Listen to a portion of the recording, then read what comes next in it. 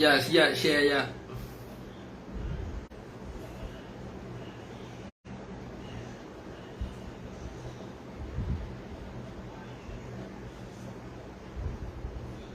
Waalaikumsalam.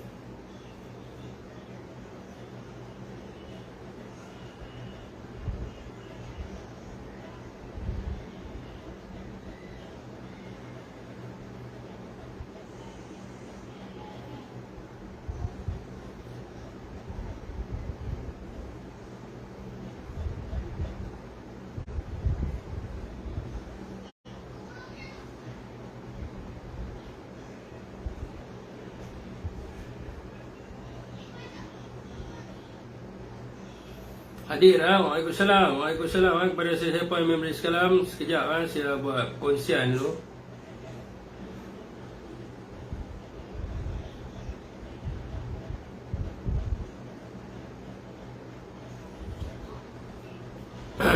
Waalaikumsalam siapa yang memberi salam. Sebentar sahabat-sahabat semua, saya buat perkongsian sekejap. Batu Kurau hadir buat cerita ni. Banyak cerita.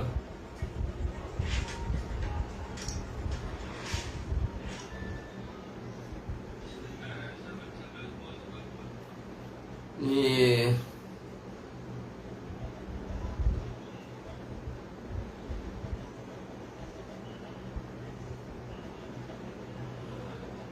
teruskan perkongsian saudara-saudara semua sambil-sambil tu.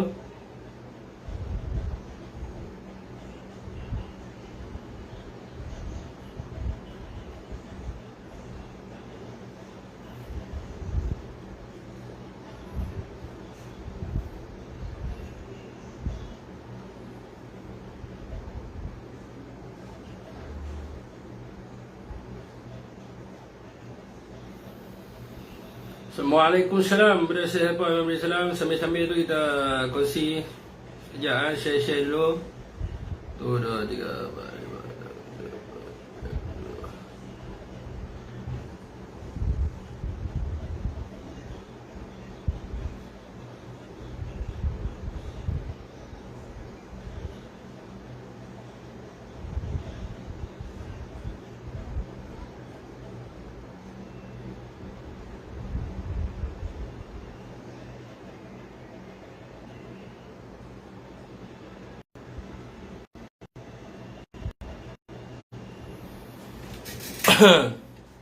Okay, saudara semua, teruskan perkongsian je. Saya nak start live kat TikTok Ustaz.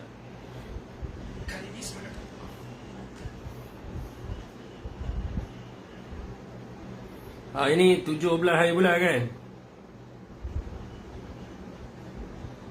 Tarikh kena buat tarikh senang. Orang kata apa, kalau kena report ke apa, ada tarikh dah kita boleh rujuk. Ini nak bagi tajuk orang payah semua ni nak ingat tajuk kan, buat tarikh ya.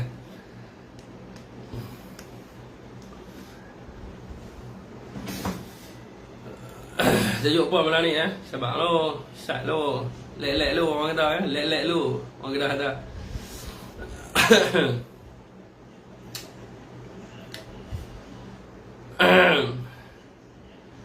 Assalamualaikum warahmatullahi wabarakatuh. Saudara-saudari yang dirahmati Allah sekalian, selamat malam dan salam sejahtera kepada semua.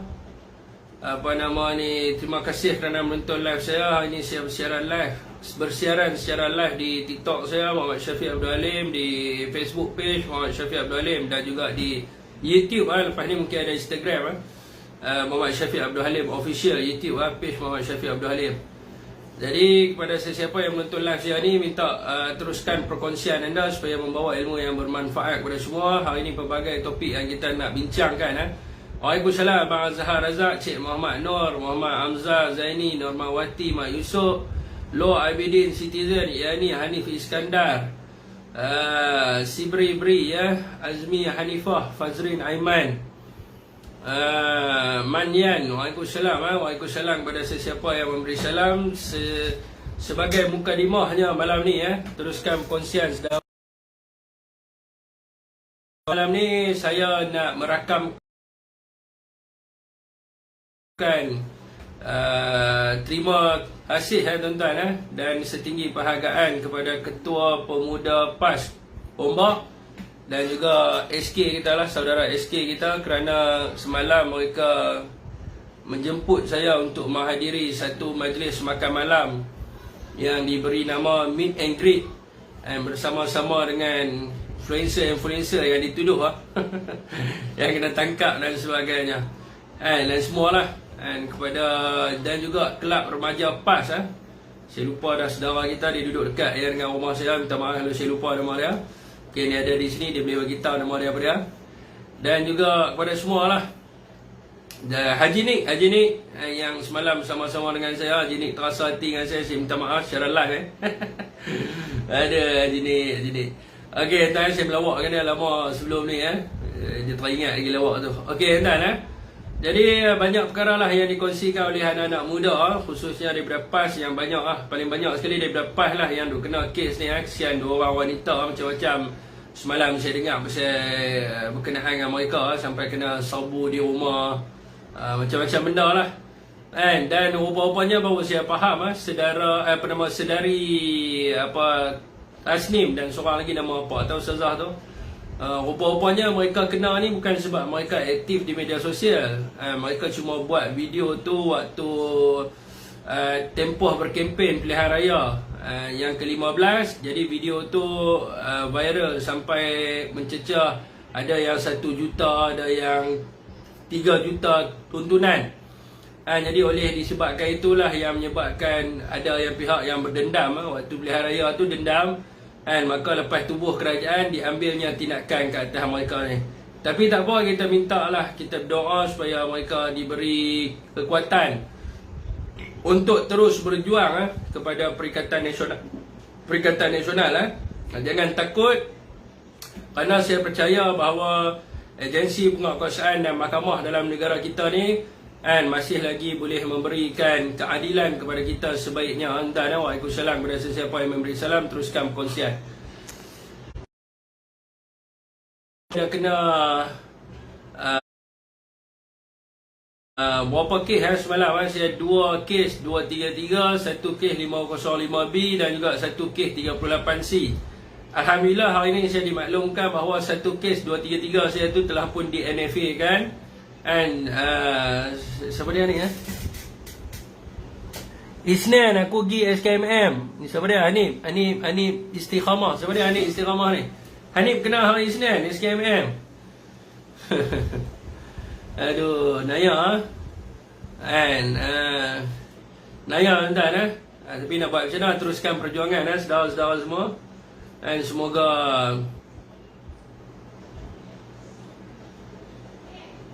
saya macam terhenti sekejap tapi tak apa. Semoga kita teruskan perjuangan, semoga membawa keberkatan dalam perjuangan kita tu. Apa yang paling penting semalam saya bagi nasihat kepada mereka tuan-tuan. Kalau tengok saya sendiri pun di sebelah kiri saya ni ada satu tab saya buat untuk buat nota. Jadi apa yang saya cakap ni adalah nota yang saya buat. Kena buat research sikit. Sebab ada baru ni saya jumpa ada seorang anak muda pun kena juga tindakan. Dia kena tindakan ni ni paling simple je lah. Paling simple lah dia kena sebab dia salah cakap. Contohnya dia sebut, dia mengatakan bahawa kerajaan tidak menangani isu harga barang. Jadi itu memang adalah satu kesalahan lah, sebab semua kerajaan menangani isu harga barang, cuma sama ada formula yang mereka guna tu berjaya ataupun tak berjaya. Tapi disebabkan sentence yang dia pakai tu, dia boleh kena tindakan undang-undang kat atas diri dia. Jadi lebih baik masa kita nak buat video ataupun kita nak buat live tu, pastikan kita ada tulis sikit, kita ada buat nota sikit, supaya apa yang kita sebut tu selaras yang kita tahu. Bila kita tulis tu kita tahu, okey, perkataan ni tak boleh guna, perkataan ni boleh kena tindakan kat atas kita dan sebagainya. So kita tahu dah kita punya perkataan-perkataan tersebut. Jadi saudara semua, yang mana anak-anak muda yang buat live dan sebagainya tu, gunalah nota. Tak kisahlah mereka kata nak pakai PDF ke apa ke, ikut suka mereka lah. Jadi kita punya note kita.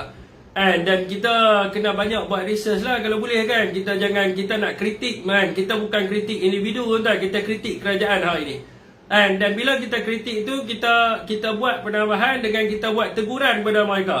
Jadi bila kita tegur, maka itu bukanlah satu fitnah. Dan kita kena ingat semalam Ketua Pemuda PAS Gombak, dia dalam bidang undang-undang, semalam dia bagi tahu ada 3 elemen yang boleh dikatakan sebagai seseorang itu memfitnah seseorang. Saya dah lupa dah elemen tu, tapi saya ingat sikit-sikit. Kalau saya salah, saya minta maaf lah. Elemen yang pertama adalah fitnah itu merujuk pada seseorang. Maknanya kita mengata kepada seseorang tu, maka itu jadinya fitnah. Yang kedua, elemen kedua tu apa? Saya lupa lah. Jadi hampa pergi carilah. Ada 3 elemen yang boleh dikatakan seseorang tu memfitnah. Jadi itulah yang kita perlu study sikit persediaan kita untuk bila kita nak buat live dan sebagainya. Jangan berhenti. Jangan berhenti untuk memberi penerangan kepada rakyat Malaysia. Jangan berhenti untuk menarik minat anak muda untuk bersama-sama dengan kita. Saya semalam saya agak macam tertarik seorang anak muda duduk sebelah saya, makan sebelah saya lah. Jadi dia adalah pengasas kepada kelab remaja PAS kalau tak silap saya. Saya mendengar cerita dia bermula dengan grup 200 orang. Dan selepas mereka tubuh kerajaan hari ini, mereka ada lebih kurang 700 orang yang join kelab remaja PAS. Jadi saya rasa di peringkat bersatu pun kena ada macam tu juga untuk kita menarik lebih ramai anak muda dan remaja-remaja untuk menyertai kita di bersatu dan bagi memperkukuhkan Perikatan Nasional. Kerana apa? Anak muda dan remaja hari ini lebih tertarik untuk menyertai untuk menyertai Perikatan Nasional berbanding untuk duduk bersama-sama dengan kerajaan seperti tuan-tuan.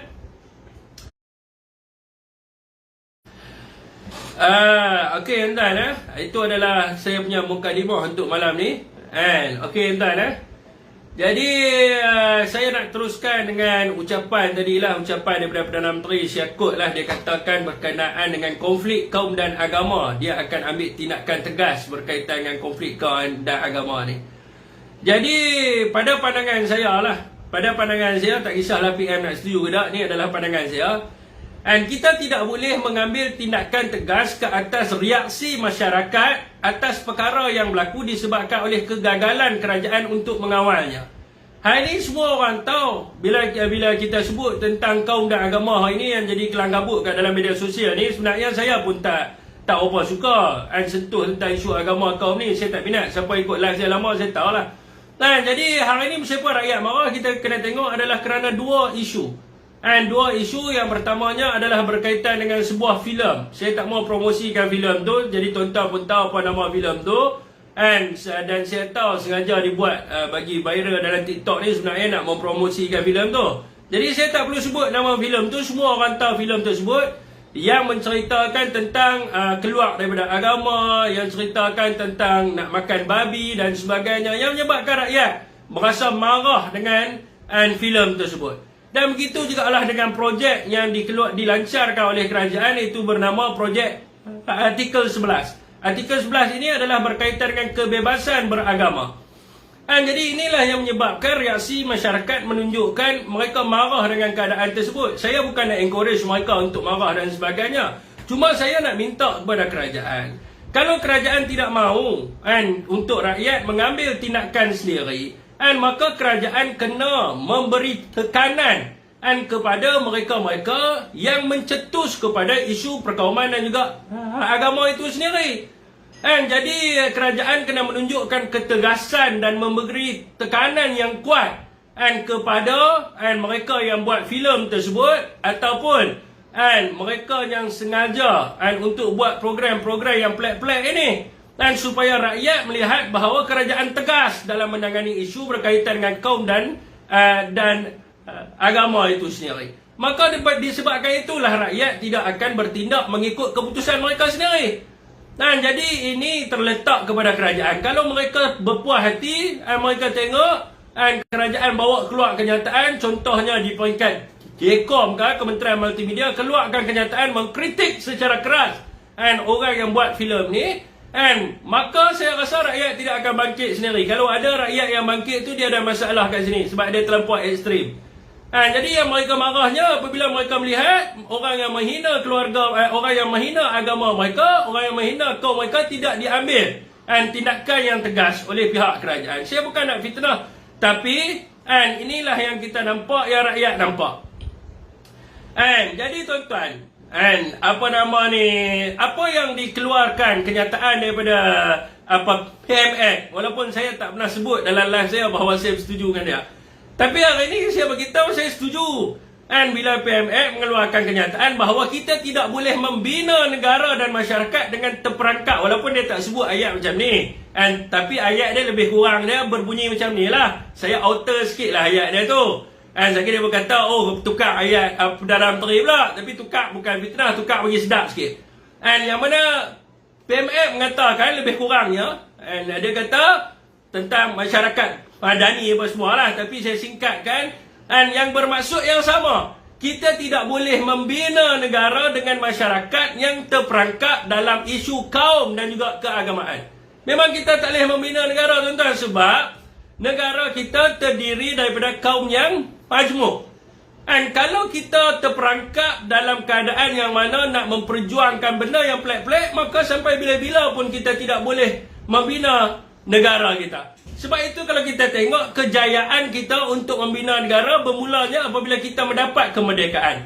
Dan tidak ada orang boleh nafikan bahawa kita mendapat kemerdekaan kerana kaum Cina, kaum India, Melayu bersatu bersama-sama untuk memperjuangkan kemerdekaan, dan juga semua agama pada waktu itu bersatu untuk mendapatkan kemerdekaan yang pada peringkat awal dikenali sebagai Malaya ataupun Tanah Melayu. Dan soalnya sekarang ini, pelbagai pihak, ada pihak-pihak yang suka mencabar berkaitan dengan agama, berkaitan dengan kaum, dengan pelbagai agenda. Sama ada mereka nak memperjuangkan berkaitan dengan kebebasan agama ataupun kesamarataan. Sedangkan benda ni kita dah bincang lama sejak daripada kita merdeka tentang kerakyatan, tentang kedudukan agama dan sebagainya, dan semua pihak setuju. Orang Cina, orang India, orang Melayu semua setuju dengan keadaan benda ni. Dan sekarang ini yang jadinya perbalahan apabila ada pihak-pihak yang tertentu yang konon-kononnya nak bawa agenda freedom of religious, nak bawa kepada equality dan sebagainya, sehingga mencetus kepada soal perkauman dan juga soal kebencian kepada keagamaan dan sebagainya. Saya meminta Perdana Menteri sekarang ni, PMX, dia perlu memastikan di dalam pentadbirannya sekarang ini tidak berlakunya perkara-perkara seperti ini, khususnya yang melibatkan parti-parti dalam kerajaan hari ini. Kalau kita tengok hari ini, di peringkat kerajaan hari ini ada yang sebut tentang freedom of religious, ada yang menentang kerajaan sendiri, menunjukkan sikapnya semikian, maka rakyat ikut kepada parti dan kerajaan. Jadi Anwar Ibrahim ataupun Perdana Menteri yang ke-10 perlu memastikan di peringkat kerajaan itu sendiri, di peringkat parti kerajaan itu sendiri, tidak menyentuh perkara-perkara yang berkaitan dengan yang boleh menimbulkan kepada isu perkauman dan juga isu kebencian kepada agama dan sebagainya. Dia tidak boleh hanya mengambil tindakan yang keras kepada mereka yang memberi reaksi, namun tindakan yang keras harus diambil kepada mereka yang mencetuskan perkara ini. Kalau saya tengok hari ini, banyak tindakan-tindakan diambil oleh mereka yang memberi reaksi. Contohnya perkara ni berlaku, saya nak bagi tahulah dia punya analogi dia macam mana, dia punya, dia panggil apa tau, dia punya penceritaan dia macam mana yang saya maksudkan reaksi ni. Contohnya CA menyebut tentang CA membuat filem tentang orang Islam yang boleh meninggalkan agama dia, orang Islam yang boleh makan babi dan sebagainya.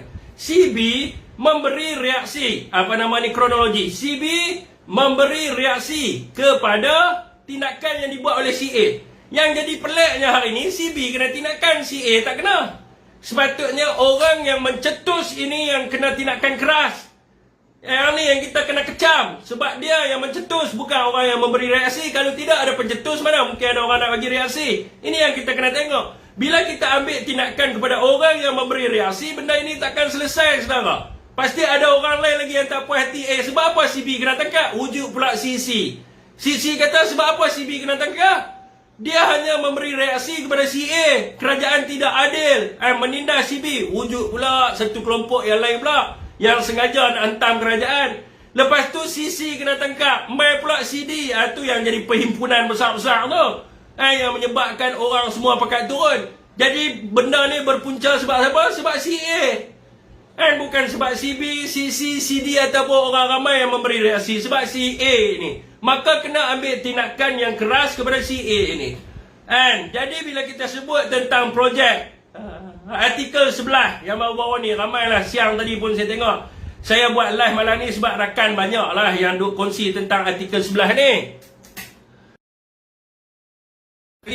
Siapa saya punya view drop masa sekarang ni ada gangguan ke apa? Okey tuan-tuan, projek artikel sebelah ni yang berkaitan, yang menyebut tentang kebebasan beragama. Saya rasa perlu ditukar. Tak perlulah kita nak cerita tentang freedom religious ni. Syed Saddiq Mangkuk Ayun pun pergi sebut tentang benda ni. Tak perlu, sebab kita tahu negara kita ni kalau sebut tentang agama jadi bergaduh. Bukan negara kita, negara mana-mana pun. Di UK pun sama. Tuan-tuan tengok dalam YouTube tu, apa nama dia panggil, speaker corner ke apa. Bila sebut tentang agama bergaduh. Hang kata agama hang betul, aku kata agama aku betul. Of course lah. For Muslim, ni saya cakap dalam keadaan yang terbuka. Jangan salah tafsir. Jangan salah tafsiran. Saya beritahu, saya cakap dalam saya mewakili semua kaum ni. Saya cakap lebih kurang macam tu. Jangan salah tafsir. Bagi kita Islam, kita kata agama kita betul. Bagi kita Islam lah. Bagi mereka, penganut agama Kristian, mereka akan kata agama mereka betul. Penganut agama Buddha, mereka akan kata agama mereka betul. Kalau kita nak bincang tiga-tiga ni, boleh selesai lah? Tak boleh selesai lah. Mana boleh selesai? Kawan tu pegang agama ni, kawan ni pegang ni, kawan ni pegang ni, duduk sekali berdebum lah. Jadi tak perlu kita nak cerita pasal benda ni. Kenapa kita nak cerita? Kenapa kita nak pergi sebut tentang freedom of religious dan sebagainya? Tak perlu sebut lah. Sebab tu Islam mempraktikkan bagimu agamamu dan bagiku agamaku. Jadi bagi orang Islam, agama Islam lah. Bagi mereka, agama mereka lah. Jadi kita tak perlu nak campur tangan. Tak perlu kita duk cerita tentang kebebasan apa semua dan sebagainya. Jadi saudara, dia begitu juga dengan kaum. Sebab isu perkauman ni adalah isu biologi seseorang. Kalau seseorang tu dilahirkan dalam kaum Melayu, of course dia akan memperjuangkan Melayu. Saya orang Melayu. Saya akan jadi nasionalis Melayu. Sebab saya dilahirkan dalam keturunan Melayu. Saya tak minta pun saya lahir dalam keturunan Melayu. Saya dilahirkan. Jadi macam tu juga orang India, orang Cina. Kalau mereka lahir dalam keturunan Cina, dalam keturunan India, mesti mereka akan memperjuangkan kaum mereka. Kalau kita nak duduk bincang tentang macam mana nak dapat hak yang sama, of course lah benda tu takkan berlaku. Dekat mana-mana negara pun, dekat ni, dekat US, bergaduh tentang white supremacy. Sama juga di Malaysia. So benda ni kita tak perlu bincang. Jadi macam mana kita nak buat? Kita gantikan program ini dengan projek penerapan nilai rukun negara.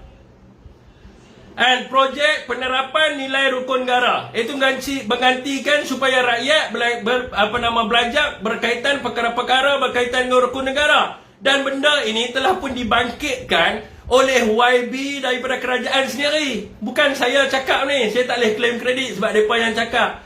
Yang bercakap tentang penerapan nilai rukun negara ini adalah YB Hulu Langat yang hamba benci tu. Yang apa duk kata dia menyalak kuat dalam parlimen dan sebagainya. Sekurang-kurangnya dia menyalak kuat. Dia ada jugalah benda point yang bagus juga yang dia sebut, yang saya boleh sebut dalam live saya. Antara banyak-banyak 100 hari dia duduk dalam parlimen, ada satu point yang saya setuju dengan dia. Yang dia mengatakan bahawa pentingnya untuk penerapan nilai rukun negara ini. Jadi saya nak tanya, setakat manakah kerajaan hari ini fokus kepada melaksanakan idea-idea yang diberikan oleh kepimpinan dalam kerajaan sendiri? Betapa sedihnya hari ini saudara. Saya di sini di FB saya, saya selalunya 1K lah, tinggal 300 orang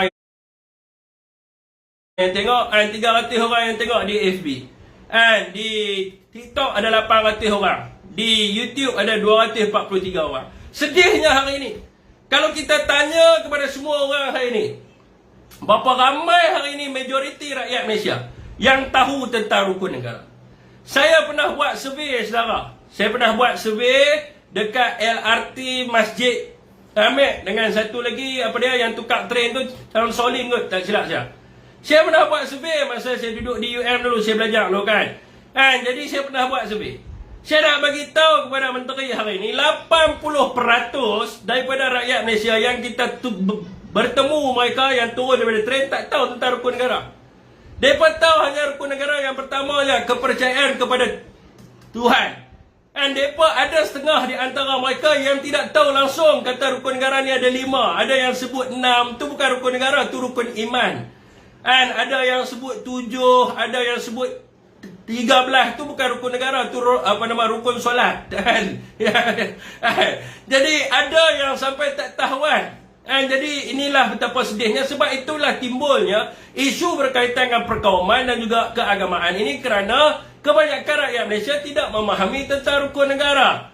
Jadi tuan-tuan, kalau kita tengok pentingnya rukun negara ini dalam menangani isu perkauman dan juga kebencian keagamaan dalam negara kita. Rukun negara adalah ideologi kebangsaan yang dibentuk pada 31 hari bulan Ogos tahun 1970 oleh Majlis Herakan Negara ataupun kita panggil dia sebagai Pangeran selepas tragedi perkauman yang menghancurkan perpaduan dan juga ketenteraman di antara kaum kat dalam negara kita. Dan rukun negara ini telah pun terbukti dan berjaya apabila masyarakat pelbagai kaum dan juga agama dalam negara kita dapat menerima di antara satu sama yang lain dan hidup dalam keadaan harmoni dan sejahtera berpuluh-puluh tahun selepas ideologi rukun negara ini dilancarkan.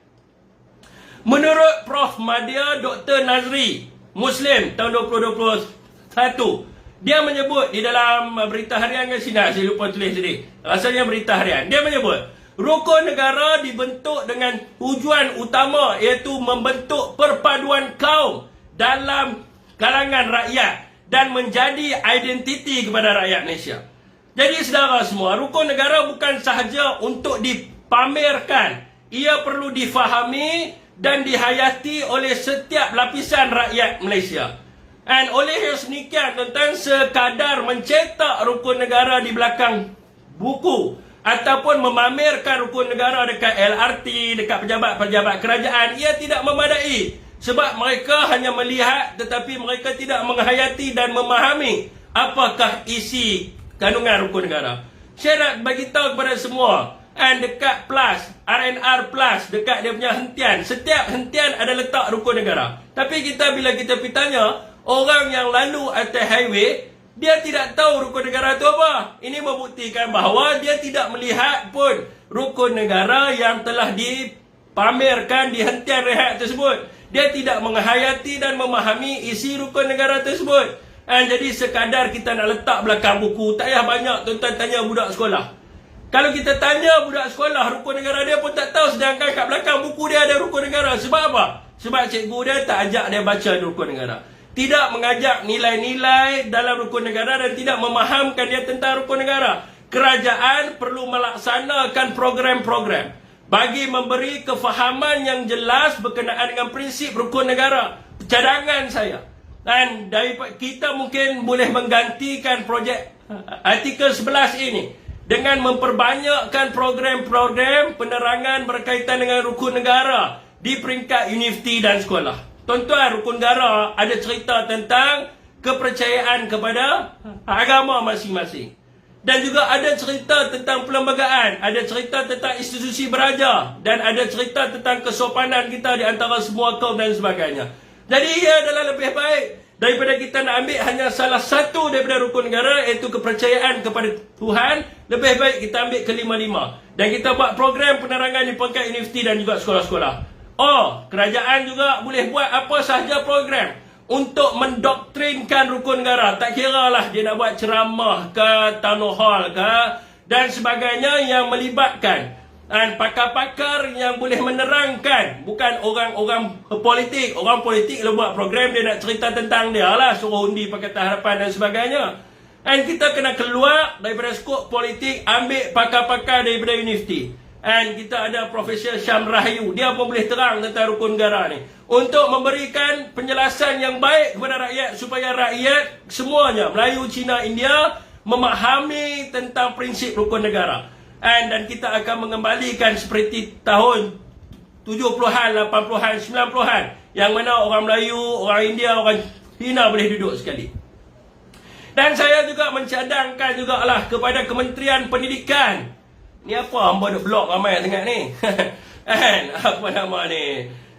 Kepada Kementerian Pendidikan untuk mewajibkan bacaan rukun negara semasa perhimpunan-perhimpunan di sekolah dan juga di pejabat-pejabat kerajaan. Jadi kan kerajaan kan ada buat apa, dia punya brief dan sebagainya, kena buat penerapan nilai rukun negara supaya setiap lapisan masyarakat memahami dan menghafalnya.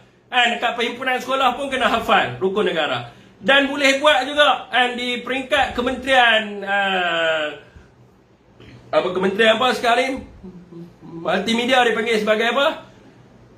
Kementerian Multimedia dan Digital. Dia boleh buat juga slot-slot siaran khas dekat RTM, dekat Astro dan sebagainya, bagi menyelit satu ceramah ataupun satu program khas berkaitan dengan penerapan dan juga penerangan rukun negara, dan menjawab soalan-soalan berkaitan dengan prinsip rukun negara. Ini boleh dibuat untuk menggantikan program seperti kebebasan agama dan sebagainya.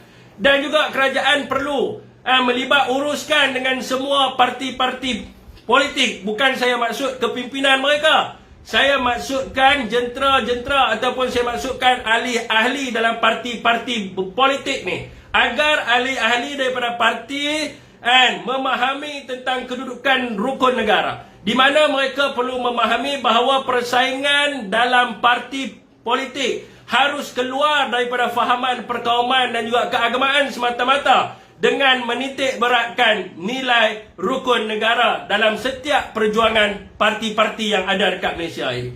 Lebih baik saudara semua, saya bagi tahu, dengan Anwar Ibrahim ataupun PMX nak menghukum, lebih baiklah kita mengambil langkah untuk mengajar dan memberi kefahaman dengan prinsip rukun negara yang terbukti telah berjaya untuk menyatu padukan semua kaum dan juga agama kat dalam negara kita. Daripada kita memberi penekanan kepada seseorang dengan undang-undang dan akhirnya masalah ini tidak akan selesai, akan tetapi digantikan dengan dendam. Yang berlaku dalam sistem politik dalam negara kita sekarang ni adalah dendam.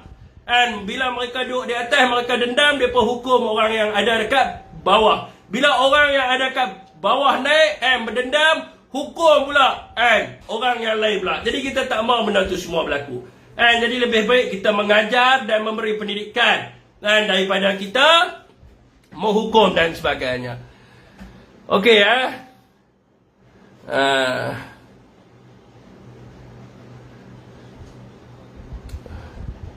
ramai anak papa dalam ni, selamat datang ya. Tak apalah, mereka nak main pun, mereka bagi view 6 view saya okey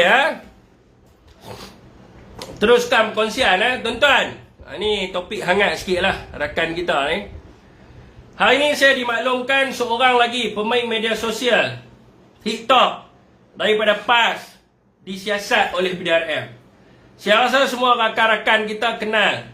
Kalau di TikTok kenal lah rakan kita yang nama dia Abel Kerapu. Siapa tak kenal, sebab dia buka live, yang masuk live dia adalah mantan Perdana Menteri, iaitu Datuk Seri Ismail Sabri, yang masuk dalam live dia baru-baru ni. Dan dia baru call saya tadi, dia memaklumkan kepada saya bahawa baru-baru ni dia ada buat live gunakan akaun markah dia, kekasih dia. Maka saya difahamkan kekasih dia telah dipanggil oleh pihak PDRM kerana diperkatakan bahawa telah menghina Anwar Ibrahim. Jadi tuan-tuan, saya ada semasa live itu berlaku, dan saya salah seorang yang tegur dia dalam live tu. Kalau kita buka penuh, saya salah satu orang yang tegur dia, yang mengatakan bahawa pada waktu itu dia pakai green screen gambar Anwar Ibrahim. Bila dia pakai green screen, handphone dia jatuh. Bila handphone dia jatuh, keluar gambar slipper ke apa tau dekat atas gambar Anwar Ibrahim. Maka saya salah seorang yang tegur dia, saya beritahu, ada keluar gambar slipper dekat muka Anwar Ibrahim. Maka ada pihak-pihak yang tertentu, kita tahulah siapa yang rekod ni. Siapa yang buat report pun kita tahu, siapa yang rekod kita tahu. Sebab mereka ni sama aja, benda yang sama mereka buat kepada semua orang. Jadi mereka telah merekod sewaktu handphone tu terjatuh, masa slipper tu keluar, lebih kurang berapa saat sahaja. Dan mereka telah pun membuat laporan PDRM. Dan orang yang sama juga yang buat benda ni. Mereka merekod dan memviralkan. Lepas tu mereka yang sebarkan, ibarat mereka sendiri yang memfitnah pemimpin mereka. Lepas tu mereka report ke atas kita, kata kita hina. Dan kita pula yang kena siasat, kena tangkap dan sebagainya. Ini ternyata satu fitnah dan juga penganiayaan kepada seseorang. Kes ni lebih kurang dengan apa yang berlaku kat diri saya sendiri. Apabila video disunting dan disebarkan bukan oleh saya pun. Saya tak kata macam tu. Dia pergi kerat, dia pergi cakap macam tu. Lepas tu dia sebarkan. Macam tu jugalah yang saudara kita kena, yang Abel Kerapu kena pun sama juga. Mereka kerat video tu dan mereka report dan mereka yang sebarkan. Jadi tuan-tuan, ini adalah penganiayaan kepada Abel Kerapu. Kita semua tahu, rakan-rakan di sini semua tahu bahawa Abel Kerapu ini menjadi target kepada Cyber Trooper Pakatan Harapan kerana Datuk Seri Ismail Sabri baru-baru ini telah masuk dalam live beliau. Mereka sebenarnya tidak mahu mana-mana pemimpin di Malaysia ini masuk dalam live kita. Saya kena sebab MB Kedah masuk dalam live saya, Datuk Seri Syaidan masuk live saya, Tok Wan masuk live saya. Jadi mereka tak mahu ada platform yang boleh menyebabkan pemimpin daripada Perikatan Nasional masuk dalam live. Jadi sebab itulah mereka mengambil pelbagai tindakan dengan rekod dan melakukan fitnah, dan mereka akan buat laporan supaya tindakan dikenakan ke atas kita. Ini adalah satu penindasan nak menakutkan anak muda supaya tidak membenarkan mana-mana pemimpin Perikatan Nasional ataupun yang pro kepada Perikatan Nasional, sama ada daripada PAS, Bersatu ataupun UMNO sendiri, untuk masuk ke dalam live mereka dan menyantuni mereka. Saya difahamkan ada di antara mereka yang mengatakan ada imbuhan yang diberikan kepada mereka-mereka yang berjaya menutup room Perikatan Nasional ataupun menyebabkan mereka kena tindakan undang-undang dan sebagainya. Saya juga difahamkan mereka bersukaria apabila kekasih, tunang, isteri ataupun ibu bapa seseorang itu ditangkap walaupun tidak ada berkaitan dengan kes. Macam kes saya, apabila isteri saya dibawa keluar oleh SPRM, ada rakan-rakan kita yang rekod mereka bersukaria dan bersorak dengan berkata, selepas ini saya akan diam kerana ibu dan isteri saya mungkin juga akan ditangkap oleh pihak SPRM. Saya nak tanya kepada saudara semua, politik apakah yang jenis ini yang mereka nak bawa? Jangan mabuk dengan kuasa kerana anda bukan selalu di atas. Saya takut apa yang anda buat sekarang ini, kezaliman yang anda lakukan sekarang ini, penindasan yang anda lakukan sekarang ini akan berlaku kepada anda semula suatu hari nanti. Dan masa itu apa yang anda akan kata? Adakah anda akan mengata kerajaan pada ketika itu maha Fir'aun? Adakah anda mengatakan kerajaan pada waktu itu adalah maha zalim? Adakah anda akan mengatakan kerajaan pada waktu itu adalah menindas? Sedangkan apabila anda menjadi kerajaan, anda lebih Fir'aun daripada maha Fir'aun. Anda lebih zalim daripada maha zalim. Dan anda lebih menindas daripada orang yang anda katakan menindas. Jadi saya ingatkan kepada anda semua, kita akan terus berjuang. Kita takkan takut. Nak buat apa pun buatlah. Kita bukan nak goyang. Kita takkan goyang. Kita akan terus di landasan perjuangan. Nampak dia? Saya baru sebut je nama dia baru ni. Lama tak nampak dia. Jadi sekarang ni baru nampak, baru dia telefon saya, mungkin dia dengar live saya kot. Saya duduk sebut nama dia. Jadi dia telefon saya. Walau patutlah lama kita tak tengok dia live sebab dia kena tindakan. Saya beritahu kepada Abel Kerapu, jangan takut. Jangan goyang, teruskan berjuang. Tetapi berhati-hati dalam perjuangan. Kerajaan ni tak lama dah. Ada orang kata bulan 11, ada orang kata bulan 8, ada orang kata bulan 6. Tapi bagi saya biarlah 5 tahun. Sebab kita nak rakyat akan tolak mereka pada PRU 15, PRU 16. Dan mereka tidak akan bangkit terus sampai bila-bila. Okey tuan-tuan.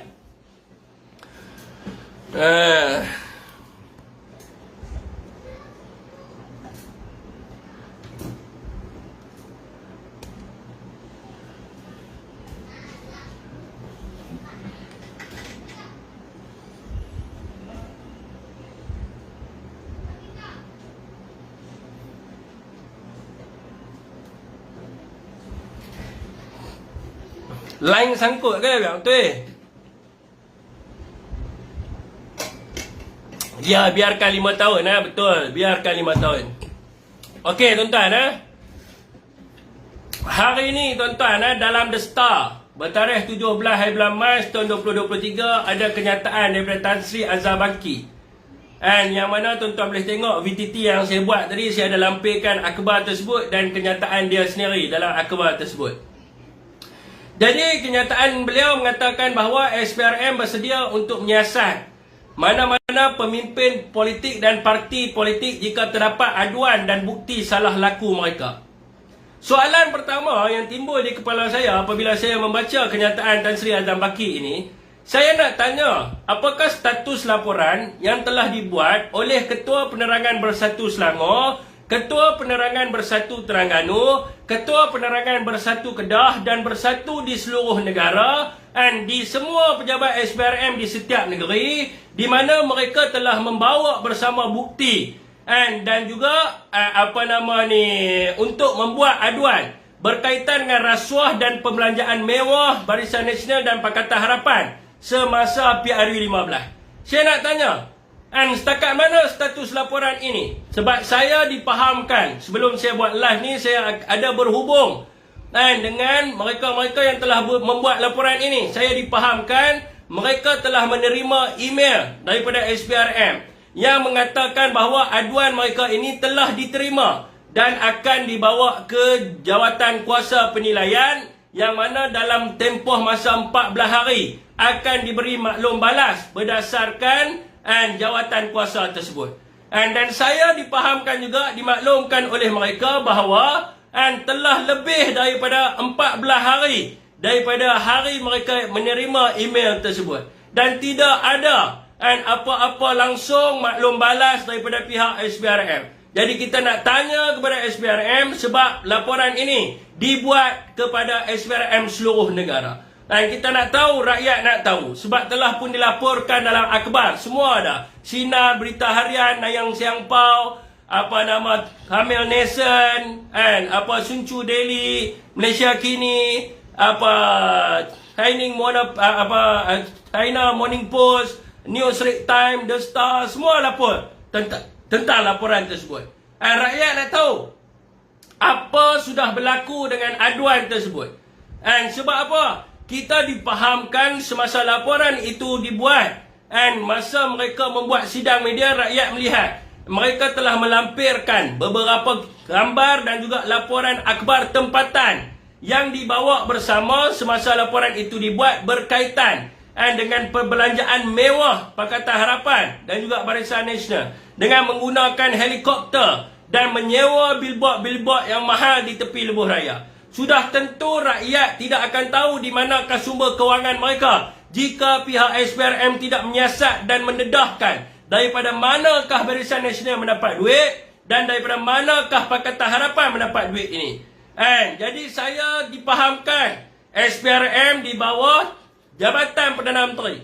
Dan soalan saya, adakah SPRM agak terganggu untuk menyiasat parti yang diketuai oleh Perdana Menteri dan timbalan Perdana Menteri itu sendiri? Jika itu berlaku, maka SPRM seharusnya diletakkan di bawah Parlimen agar ada kuasa untuk mereka menyiasat sesiapa sahaja yang terlibat dengan rasuah, tidak kira kerajaan ataupun pembangkang. Rakyat tidak mahu hanya sekadar mendengar kenyataan daripada Ketua Pesuruhjaya SPRM. Rakyat ingin melihat tindakan yang diambil. Kita nak tahu berkaitan dengan LCS, berkaitan dengan Terowong, berkaitan dengan apa sahaja kes yang melibatkan parti-parti kerajaan hari ini. Yang kita lihat senyap, sunyi, sepi. Tidak ada pihak yang berani untuk membawa kes ini ke hadapan, hanya sekadar mengeluar kenyataan-kenyataan seolah-olah kita akan ambil tindakan, kita akan dakwa. Namun kita tak nampak perkara itu.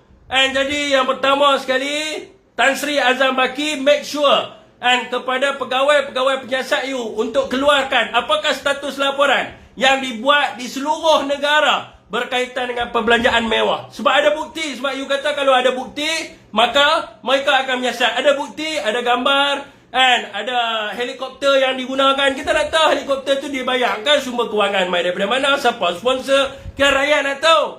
And semua orang boleh kata ini derma, siapa derma? And siapa derma dan sebagainya. And sebelum ini, and kita tengok juga, kalau kita minta SPRM diletakkan di bawah Parlimen, ada walanon-walanon yang duk bising dan sebagainya. Saya nak memperingatkan walanon. And saya dipahamkan sebelum ini Pakatan Harapan bermati-matian memperjuangkan agar SPRM diletakkan di bawah Parlimen, and supaya dapat ada semak dan imbang. Ada kerajaan dan pembangkang yang dapat melihat apakah kerja yang dibuat oleh SPRM. Sekarang apa sudah jadi? Adakah nak mengencing rakyat dan mabuk dengan kuasa? Biasalah kita tahu PKR, Parti Kencing Rakyat. Memang apa yang mereka cakap, mereka tidak akan melaksanakan. Begitulah yang kita dipahamkan. Ramai orang yang mengatakan sebenarnya. Tapi jangan risau. Anak muda saya, rakan-rakan saya yang ada di sini, akan ingat, akan mengingatkan pemerintah sekarang semasa pilihan raya negeri nanti. Kamu boleh lihat saluran-saluran anak muda yang tidak akan memberikan walaupun satu undi pun kepada Pakatan Harapan dan juga Barisan Nasional. Setuju tak semua? Kita balas kesombongan, kemabukan kuasa mereka ini pada PRN kelak, dan kita tunjukkan kepada mereka mabuk kuasa dan tidak mahu melaksanakan apa yang mereka janjikan. Kita tidak akan bagi walaupun satu undi. Saya memang semua pun tidak akan memberi satu pun undi kepada walanon-walanon ini semua. Jadi saudara semua, dalam kenyataan yang sama, Azam Baki berkata, ini tuan-tuan kena ingat ni, ia tidak akan disifatkan sebagai kesalahan bagi sesuatu pihak untuk menerima sumbangan daripada seseorang jika ia tidak mempunyai kepentingan diri atau kuasa yang diberikan kepadanya. Saya ulang balik. Ini kenyataan beliau dalam The Star yang saya translate. Tuan-tuan boleh pergi tengok VTT saya yang sebelum ni. Ada kenyataan penuh. Azam Baki mengatakan ia tidak akan disifatkan sebagai kesalahan bagi sesuatu pihak untuk menerima sumbangan daripada seseorang jika ia tidak mempunyai kepentingan diri ataupun kuasa yang diberikan kepadanya. Dengan kenyataan Tan Sri Azam Baki ini, kita boleh lihat akan ada sedikit kepincangan dengan kes-kes yang dihadapkan kepada kepimpinan Bersatu pada hari ini. Saya tak berapa faham dengan kenyataan ini. Jadi saya nak tanya kepada Azam Baki, habis bagaimana dengan kes Datuk Wan Saiful Wan Jan dan Tan Sri Muhyiddin Yassin? Adakah ia kesalahan rasuah ataupun tak? Bahaya kenyataan yang dikeluarkan oleh Azam Baki ini kerana rakyat boleh mentafsir wujudnya pendakwaan terpilih ataupun pendakwaan berpolitik dalam negara kita. Datuk Wan Saiful Wan Jan menerima wang untuk melakukan kerja-kerja amal kebajikan. Semua orang di Malaysia tahu dia ada rumah pelarian, pusat penjagaan kanak-kanak autisma. Beliau datangnya daripada latar belakang NGO, di mana beliau ada membina Yayasan Bina Bangsa dan menyediakan banyak short course untuk membina anak bangsa yang pemikiran tinggi. Dan juga beliau banyak melakukan bantuan-bantuan kebajikan kepada rakyat. Kerana beliau sebelum menyertai parti politik, beliau asalnya daripada landasan NGO. Jadi Datuk Wan Saiful juga hanya ketua penerangan parti sebelum ini, dan dia telah pun melepaskan jawatan dia kerana sifat tanggungjawab dia. Beliau bukan seorang menteri ataupun timbalan menteri yang mempunyai kuasa untuk meluluskan apa-apa projek.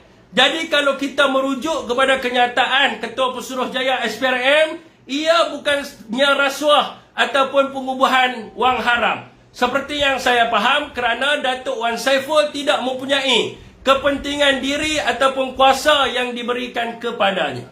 Projek yang dikatakan Hana Wibawa bukan diluluskan oleh Datuk Wan Saiful, tetapi diluluskan oleh Tengku Zafrul semasa Datuk Seri Ismail Sabri menjadi Perdana Menteri.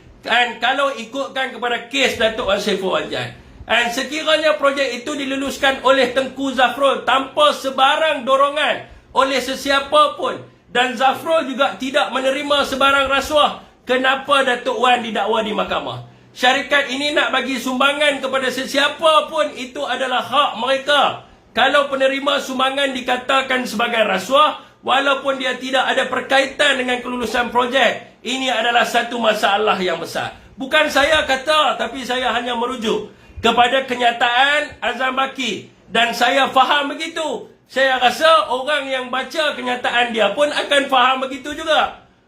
Jadi saya tak pastilah. Mungkin mereka anggap Wan Saiful ni adalah menteri, timbalan menteri. Sebab tu dia berkata Wan Saiful makan duit rakyat. Dia makan duit rakyat tak mana?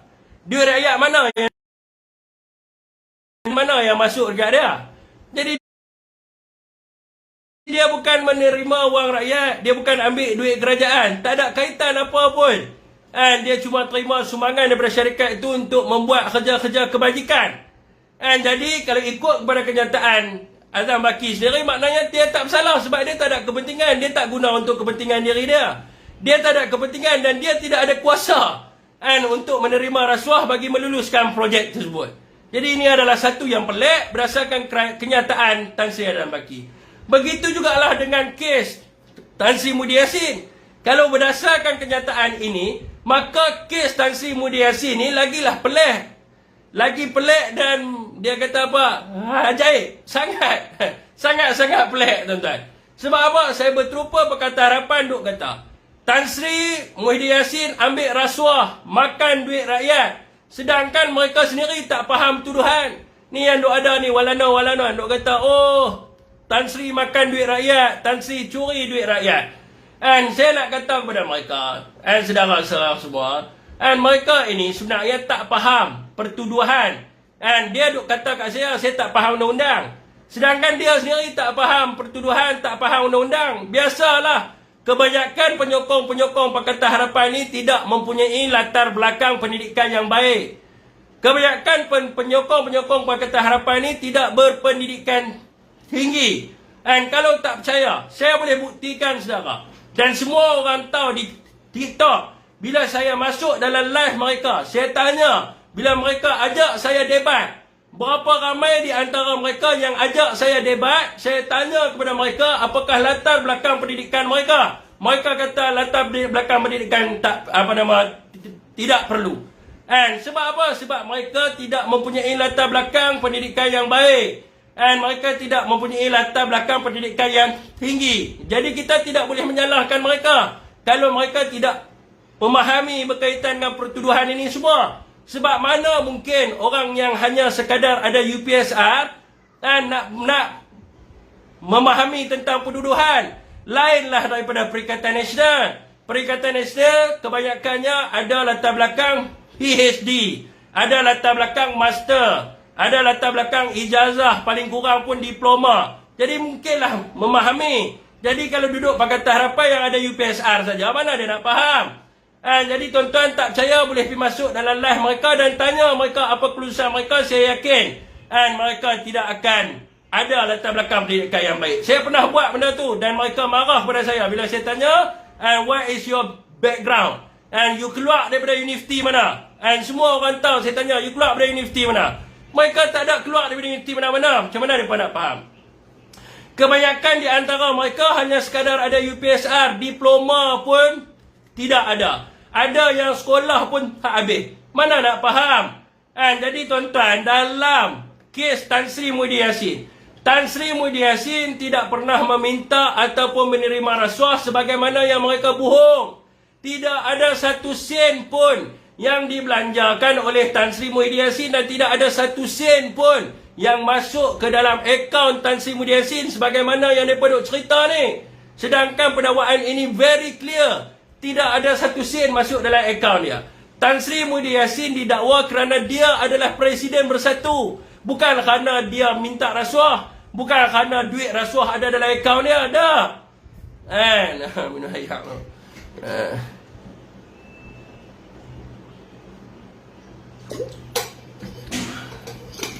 Wih, bomo pula dah. Ada bomo kan? Bomo ayat saya apa? Ini bomo ayat saya. Bismillahirrahmanirrahim. Okey, tuan-tuan. Tan Sri Mudi Yassin didakwa kerana dia adalah Presiden Bersatu. Bukan sebab duit masuk dalam akaun dia. Tan Sri Muhyiddin Yassin didakwa kerana Parti Bersatu menerima sumbangan, dan dalam masa yang sama mereka yang memberi sumbangan ini juga turut terlibat dalam projek-projek kerajaan. And Tan Sri Muhyiddin Yassin tidak mempunyai sebarang pengetahuan siapakah mereka ini, mana satu kontraktor ni, dia tak tahu siapa dia. Sebab dia tidak meluluskan projek ini, dan dia juga tidak terlibat dalam bateri tak masuk pula. Dan dia juga tidak terlibat dalam meluluskan projek ini. Jadi tuan-tuan, projek ini diluluskan oleh Tengku Zafrul. Yang meluluskan projek ini adalah Tengku Zafrul tanpa dorongan mana-mana pihak. Ianya melalui proses pemilihan kontraktor berdasarkan prosedur kerajaan di bawah Kementerian Kewangan pada ketika itu. Jadi kalau Tengku Zafrul tak terlibat, tak pernah minta rasuah, mana mungkin Tan Sri pula boleh kena? Sebab dia yang ada kuasa, Tan Sri tidak ada. Sebab Tan Sri adalah Perdana Menteri, Tengku Zafrul adalah Menteri Kewangan pada waktu itu. Sebab kita mempraktikkan Perdana Menteri tidak boleh menjadi Menteri Kewangan dalam masa yang sama. Hanya kerajaan Najib dengan Anwar Ibrahim saja, dia Perdana Menteri dan dia adalah Menteri Kewangan. Tan Sri dan Ismail Sabri tak buat macam tu. Banyak yang memberi sumbangan kepada Bersatu pada ketika itu kerana Bersatu adalah sebuah parti yang bersih, dan benda ini dapat dibuktikan bahawa Parti Bersatu banyak menyalurkan sumbangan kepada rakyat. Dan Bersatu Perikatan Nasional ada banyak skuad. Kita ada unit amal, kita ada skuad prihatin yang mengagihkan bantuan secara bulanan kepada orang susah, membantu mereka-mereka yang terkesan disebabkan bencana. Bukan sekadar cuci rumah. Parti PN atau Bersatu juga banyak memberikan bantuan secara cash dan memberi peralatan yang baru melalui duit parti, bukan duit kerajaan. Kita tak pernah pakai duit kerajaan untuk gerak kerja parti. Parti Bersatu adalah parti yang berkebajikan di bawah kepimpinan Tan Sri Muhyiddin Yassin yang begitu prihatin kepada rakyat. Sampai hari ini pun masih ada orang yang datang ke pejabat Bersatu dan tanya sama ada tilam dah, ada kerusi roda ke, ada beras ke, ada telur ke, ada makanan asas dan sebagainya. Sampai hari ini ada orang nak WhatsApp saya yang duduk di sebelah Alok Start sana. Tapi jawapan yang saya bagi mudah saja. Kita memang dulu kita bagi, tapi sekarang ni kita nak bagi tak boleh sebab akaun kena beku. Dan kita minta kepada mereka, suruh pergi minta dekat pejabat PKR dan juga EAP. Suruh mereka pergi minta atau doakan supaya mereka ni tersungkok dalam pilihan raya. Kalau rakyat pergi minta ke pejabat PKR, kalau rakyat pergi minta dekat pejabat EAP, saya yakin mereka tidak akan dapat apa-apa. Sekejap entah, saya nak tengok, saya punya cas sekejap.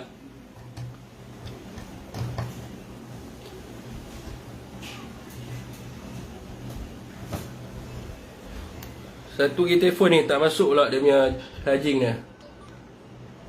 Okey tuan-tuan kalau mereka pergi minta pejabat PKR ke pejabat DAP ke ada. Sampai PMX sendiri hari ni buat kenyataan meminta bantuan NGO untuk turun dekat negeri Johor untuk membantu mangsa-mangsa banjir. Lebih baik dia gunakan jentera-jentera PKR suruh turun pergi.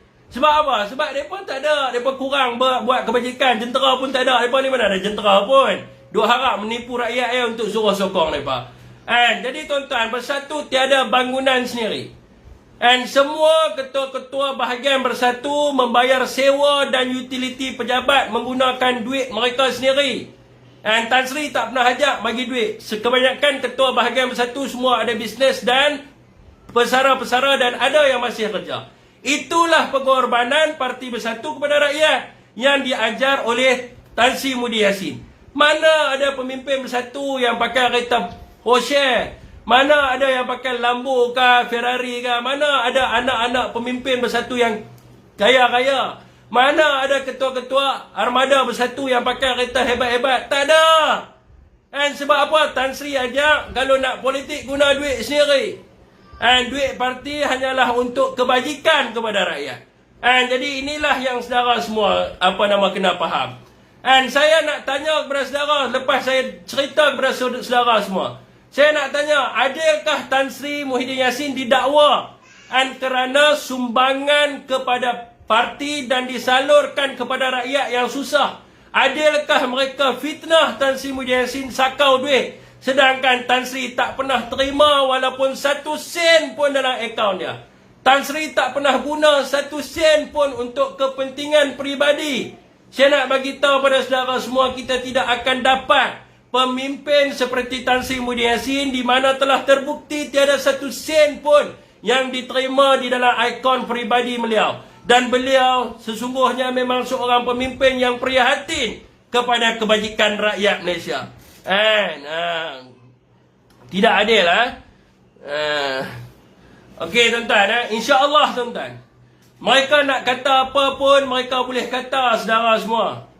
Dan saya nak bagi tahu pada saudara semua, insya-Allah rakyat akan hukum Pakatan Harapan dan Barisan Nasional dalam pilihan raya negeri Kelab. Saya nak tanya, adakah anda semua bersedia untuk tunjuk kepada mereka-mereka yang zalim ini bahawa rakyat akan menolak mereka? Tak kiralah Cina ke, India ke, Melayu ke, Kadazan ke, Melanau ke, semua kita adalah rakyat Malaysia. Dan Iban ke, semua kita adalah rakyat Malaysia. Kita menolak pemerintahan yang gagal. Kita menolak pemerintah yang zalim, yang melakukan penawaan terpilih, yang melakukan dendam politik. Kita rakyat Malaysia perlu bersatu demi masa depan negara yang tercinta. Lagi lama mereka-mereka yang zalim ini memerintah, lebih ramai lagi rakyat yang akan ditindas dan lebih rosak negara kita dengan kepimpinan mereka yang tidak langsung fokus pada pentadbiran negara yang lain. Okey tuan-tuan.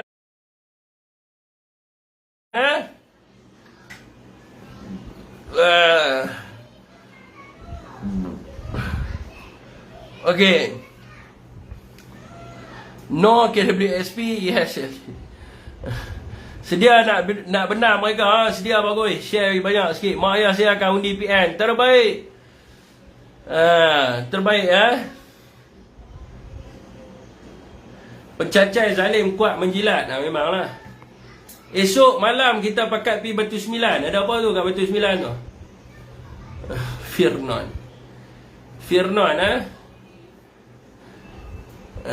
Okey tuan saya dah habis dah. Saya punya topik saya dah habis. Tapi saya nak sembang santai sikit lah. Tapi yang ni saya nak record lah sikit Baru-baru ni ada seorang adun daripada Kedah. Tak silap saya, adun ke apa saya tak tahu lah, yang rajin duk masuk dalam live orang Pakatan Harapan. And dia duk menceritakan mimpi dia. Konon-kononnya, saya ni orang Kedah, saya beritahu lah live di YouTube, di FB dan di TikTok ni. Saya ni orang Kedah. Jadi adun tu duk cerita dekat orang Selangor. Dah depa ni bukan orang Kedah. Yang dalam room tu semua bukan orang Kedah. Yang dalam room tu semua orang KL pun semua. Dia duk cerita, dia kata situasi di Kedah ni Pakatan Harapan akan menang di Kedah. Saya ni nak tergelak tuan-tuan bila mereka kata bahawa Pakatan Harapan ni boleh menang di Kedah. Dan mereka mengatakan Kedah akan menjadi bilik Pakatan Harapan. Saya nak tanya satu soalan yang saya nak tanya. Mimpi lobos ke Fik? Tak, saya nak tanya satu ya. Kalau Pakatan Harapan bersedia untuk mengalahkan Sanusi di Kedah, saya nak tanya siapakah menteri besar yang mereka nak bawa tu? Siapa wakil menteri besar yang mereka nak bawa untuk jadi menteri besar Kedah? Sampai hari ni Pakatan Harapan tak berani bagi tahu siapakah menteri besar yang mereka nak bawa. Mereka kata semua Sanusi ni akan kalah, rakyat tolak dia, akan pilih Pakatan Harapan. Ya, kalau mereka kata itu dan bagi satu nama, siapa dia yang mereka nak lawan dengan Sanusi? Pergi bagi tahu dekat YB pada mana tu. Asmirul, saya tanya dia, siapa nak jadi menteri besar? Dia nak jadi menteri besar antara langit dengan bumi dengan berlemuih macam tu, orang nak pergi undi dia ke? Dengan pemikiran macam tu, orang nak pergi undi dia jadi menteri besar Kedah. Orang Kedah akan tolak dia mampu macam tu ya. Mampu pun mampu ke pukul sana. Tuan-tuan, di Kedah 14-1. Di Sungai Petani menang sebab apa? Sebab dia Melayu and PN letak hari tu gerakan. Kalau PN letak bersatu ataupun PAS, Sungai Petani pun kita menang 15-0. Sungai Petani pun kita menang. Dia hari tu menang, nasib ya kawan tu, saya beritahu. 14-1 dia cerita dia nak ambil Kedah ke?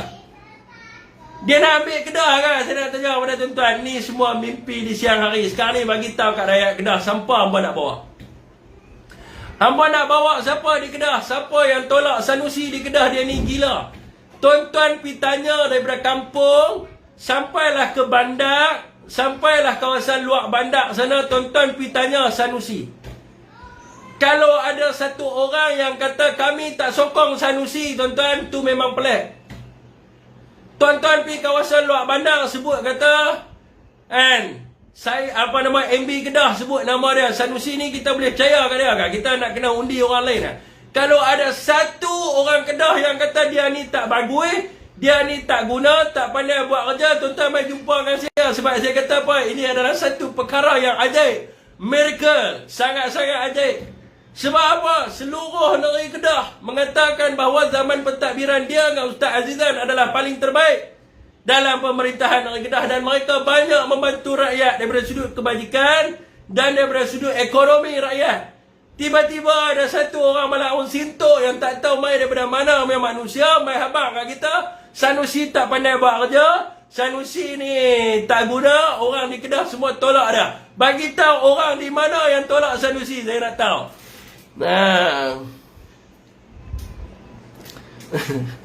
Bagi tahu di mana? Di mana? Kawasan mana? Kampung mana yang tolak Sanusi? Yang saya tahu di Kedah ni, Pakatan Harapan tak boleh masuk pergi kempen, tuan-tuan. Mereka tak boleh masuk, mereka nak masuk pergi di mana? Kalau di belah Lok Stark sana, mereka boleh masuk lah. Kalau mereka nak masuk belah-belah kampung Kelubi, belah Malau, belah Kubak Panjang, orang Liga mereka keluar kampung. Orang suka kat mereka kan, tuan-tuan? Orang suka, mereka pergi tu. Mereka pergi dalam Kedah Malau. Kalau mereka pergi pacak bendera, kalau mereka boleh pergi pacak bendera di Malau tu, saya respect lah mereka, saya kata. Di Wang Tepuih, mereka nak pergi pacak bendera Pakatan Harapan kan? Siapa nak bagi mereka pergi pacak? Mereka ambil bendera Pakatan Harapan tu, orang buang dalam bendang, orang buang dalam sungai ya. Mereka nak pergi pacak bendera pun tak boleh. Mereka nak masuk dalam kampung, pergi ceramah pun orang halau. Nak cerita mereka boleh ambil Kedah. Aduh, pergi mampu lah mereka. Dia apa Alok Mengkudu. Alok Mengkudu mereka menang itu sebab siapa? Alok Mengkudu hari itu sepatutnya tu adalah tempat PAS. Mereka menang sebab siapa? Sebab bersatu pada waktu tu. Bukan disebabkan mereka menang, sebab kursi tu asalnya adalah kursi Haji Haji Zawahir punya kursi. Last minute Mukris pergi bagi kat dia. Disebab orang bersatu, semua sokong pada waktu tu, sokong dia menang. Kalau Haji Zawahir lawan pada tu, kalau Haji Zawahir keluar daripada bersatu pada waktu tu, dia boleh menang kat ni Alok Mengkudu. Dia tak menang kan kat Alok Mengkudu. Dia sembang apa? Dia dah sembang apa? Itu saya punya ni lah, ketua bahagian saya tu, Alok Stark. Dia takkan menang kan. Mereka tak boleh masuk. Mereka kalau belah duduk di belah Alok Stark, yang geng-geng ni boleh pergi tak mana? Mereka boleh pergi dekat ni ya, Kota Darul Aman ya. Kota Darul Aman, Terga, itu yang mereka boleh masuk. Tempat lain mereka boleh pergi tak? Orang kampung halau mereka setengah nyawa. Baling Sik mereka boleh masuk. Kat Baling Sik kalau ada bendera Pakatan Harapan, saya tabik spring tu. Saya bukan nak kata saya tabik spring. Saya duduk sekolah agama Sik, saya tak pernah nampak bendera Pakatan Harapan Pekan Batu Lima Sik. Tak, mereka boleh pergi boh. Cari orang tak buang bendera mereka. Bendera pun mereka tak boleh pacak. Mereka kata mereka boleh menang kat Kedah. Hang mimpi apa ni? Hang mimpi apa? Hang nak masuk dalam kampung pun orang halau keluar boleh menang. Apa merepek ni? Saya orang Kedah bang. Saya orang Kedah. Saya IC saya 02, lahir di Pendang. Saya berbangga dengan YB saya, Abang Hashim. Saya lahir di Pendang, membesar di Kubang Pasu, sekolah di Sik, sekolah di sekolah agama Sik. Jadi saya tahu rumah tok saya dekat Merebuk. Jadi kampung-kampung kami ni, di Bidung, di Pendang, di mana lagi? Di Sik. Hampir bawa bendera Pakatan Harapan, hampir baca, orang nak tengok jadi apa? Hampir bawa. Tak percaya hari pilihan raya ni, hampir bawa, hampir pergi bubuh. Kalau bendera tu tak hilang, hamil jumpa aku kata ini terbaik. Orang kampung mesti akan pergi cabut buang. Sebab tu kawasan-kawasan ni tak pernah ada bendera Pakatan Harapan kecuali Sungai Petani. Apa nama ni? Alok Stark pun dekat mana? Dekat tu Kota Darul Aman, Rega. Al-Ustaz pun berubah. Tuan-tuan, Afnan Hamimi pecah sejarah rekod pertama. Al-Ustaz daripada pilihan raya pertama tahun 1959 di situlah di Al-Ustaz sekarang ni. Sebelum ni dia dua, Al-Ustaz Utara Selatan kot, tak silap saya. Sejak daripada tahun 1959 yang tempat Afnan Hamimi menang tu semua MCA. Daripada tahun 1959 MCA, lepas tu PKR, orang Pengai betul boleh kat PAS. Tuan-tuan, Al-Ustaz nak menang, kena orang Cina, orang India semua undi kita. Afnan Hamimi menang kerana orang Cina, orang India percaya kepada dia, undi kepada dia. So, dia nak cerita apa? Al-Ustaz, kawasan bukan kawasan Melayu. Saya duduk di bahagian Al-Ustaz. Al-Ustaz, saudara semua, 60% bukan Melayu, 40% Melayu. Dia boleh menang. Sebab apa dia boleh menang? Dia menang bukan majoriti kecil, dia menang majoriti besar. Sebab apa? Sebab orang Cina, orang India semua percaya kepada PAS. Jadi macam mana Pakatan Harapan ambil tempat mereka punya tempat safe place mereka, tempat yang betul-betul mereka menang. Dan tempat apa? Mahfuz pun mampu. Mahfuz mampu, Al-Ustaz mampu. Ni semua tempat-tempat mereka kecundang semua. Jadi tuan-tuan agak-agak macam mana mereka boleh menang pilihan raya negeri. Abang kat Dun tu pergi balik tidur bang. Tak payah duduk sembang lah. Hang tak payah duduk kempen dalam media sosial. Sebab apa? Orang di seluruh Kedah pun tak mahu kat hamba. Nah. Okey tuan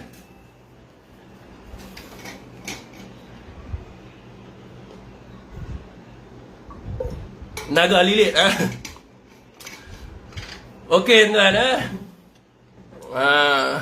saya akan berbisi di